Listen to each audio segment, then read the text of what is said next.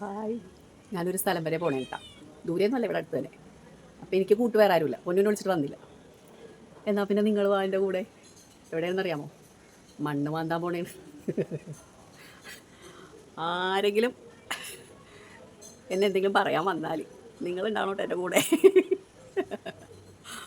പിന്നെ നമ്മുടെ തൊഴിലുറപ്പിന് വേണ്ട ചേച്ചിമാരുണ്ടല്ലോ, അവർ പാമ്പുണ്ടെന്നൊക്കെ പറഞ്ഞ് അനക്കാണ്ടിട്ടുണ്ട് പോണ സ്ഥലമാണ് കേട്ടോ.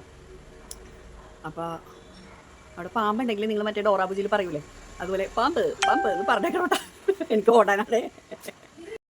ഞാനപ്പോൾ അതിന് വേണ്ടി എടുത്തേക്കണത് പഴയ പെയിൻറ്റിൻ്റെ ടിന്നാണ് കേട്ടോ. പെയിൻറ്റിൻ്റെ ടിന്നും ഒരു ചെറിയ ബക്കറ്റും കൂടി എടുത്തിട്ടുണ്ട്.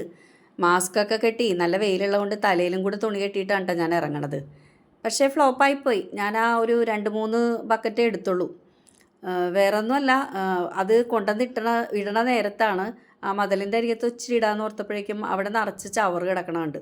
മാവലയും പിന്നെ പേപ്പറുകളൊക്കെ പറന്ന് വീണ് അതും കിടക്കണുണ്ട്. അപ്പോൾ പിന്നെ അവിടെ ഒന്ന് ക്ലീൻ ചെയ്യാമെന്ന് കരുതി. എന്നിട്ട് മണ്ണെടുക്കാമെന്ന് ഓർത്തിട്ട് ക്ലീൻ ചെയ്ത് വന്നപ്പോൾ തന്നെ 2 മണിക്കൂറായി.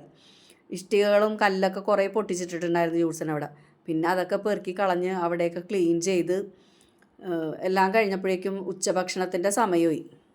പിന്നെ ചെയ്തത് കൊണ്ടുള്ള ഗുണം എന്താണെന്ന് വെച്ചിട്ടുണ്ടെങ്കിൽ, ഞാനവിടെ പണ്ട് പ്ലാന്റ് ഹണ്ടിങ്ങിന് പോയ സമയത്ത് പിറവം ഭാഗത്തുനിന്ന് കുറച്ച് റോഡ് സൈഡിൽ നിന്നിട്ടാ കുറച്ച് ലില്ലിപ്പൂ ഓറഞ്ച് കളറിലെയും വൈറ്റ് കളറിലെയും ലില്ലിയുടെ ചെടി കൊണ്ടുവന്നിട്ട് വിത്ത് അവിടെ നിന്ന് കിഴങ്ങ് ഞങ്ങൾ റോഡ് സൈഡിൽ നിന്ന് കുത്തിയെടുത്ത് കൊണ്ടുവന്ന് നട്ടിട്ടുണ്ടായിരുന്നു. അപ്പോൾ അത് ഈ മതിൽ കിട്ടിയപ്പോഴേക്കും അതിൻ്റെ ആ ഒരു ഇടയ്ക്ക് കല്ലും മണ്ണൊക്കെ വീണ് മൂടിപ്പോയി. ചില സമയത്ത് ഇങ്ങനെയാണ്, വിചാരിക്കണതായിരിക്കില്ല നടക്കണം.